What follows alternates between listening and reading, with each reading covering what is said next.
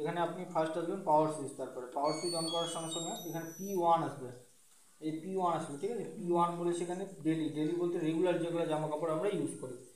এবার P1 এ আপনার কী কাজ করবে, soap, wash, rinse, dry. Soap মানে ভিজিয়ে রাখা, ওয়াশ মানে কাঁচা, রিন্স মানে ধোয়া, ড্রাই মানে শুকানো। চারটাতে লাইট জ্বলছে মানে চারটাই কাজ করবে, ফুলি অটোমেটিক, ঠিক আছে। কাজ করে মেশিন অটোমেটিক বন্ধ হয়ে যাবে যদি স্টার্ট করে দেন P1 এ। তারপর বলেছে P2 হেভি বলতে মোটা যেগুলো জিন্সের কাপড় হয়। এবার P2 এ যদি ওয়াশ করতে হয় তখন এই প্রোগ্রাম সুইচ একবার প্রেস করে এখানে P2 আনতে হবে, এই P2 চলে আসবে, ঠিক আছে।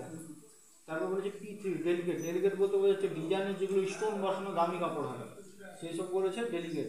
P4 হোয়াইট সাদা জামা কাপড়, যখন এখানে P4 এ দিলেন এখানে অটোমেটিক গরম জল নিয়ে নেবে, ঠিক আছে, মানে গরম জলে ওয়াশ করবে। P5 বলেছে স্টেন ওয়াশ, যেসব কাপড়ে দাগ লেগে থাকে, দাগযুক্ত কাপড়, এখানেও গরম জলে ওয়াশ করবে।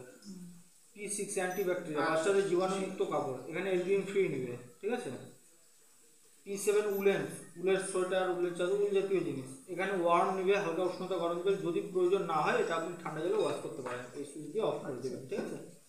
তারপরে যে বেডশিট বিছানার চাদর, যদি বিছানার চাদরে আপনার গরম জলের প্রয়োজন হয়, হালকা উষ্ণতা গরম জলের হলে ওয়ার্ম, আর হট চাইলে হট, ঠিক আছে। তারপরে যে P9 ইকো ওয়াশ, পাতলা যেগুলো সূক্ষ্ম সুতির কাপড় হয়, ঠিক আছে।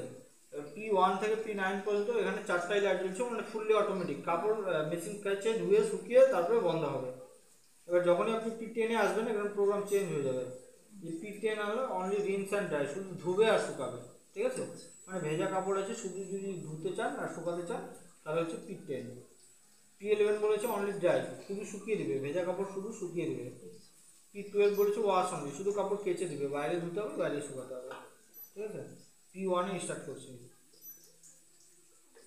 আচ্ছা ভাই, আরেকটা জিনিস, ধরো আমি P7 এ চলে গেলাম ভুল করে, আমাকে ব্যাকে আসতে হবে, তাহলে আবার 12 অবধি আসতে হবে, এটা প্রেস করবো, তারপরে আবার 1। আচ্ছা, মানে এই ব্যাক স্পেস দেওয়া নেই? না, তোমার হচ্ছে দেখা হলো সাপোজ তুমি P3 তে আসো, এবার P1 এর দরকার, তো আবার তোমাকে P12 অবধি আসতে হবে, জল করতে লাগলে এখানে আপনার 1 ঘন্টা 14 মিনিট টাইম দেবে। আরেকটা জিনিস যেটা হচ্ছে, আমি টাইমিং সেট করে করতে পারবো?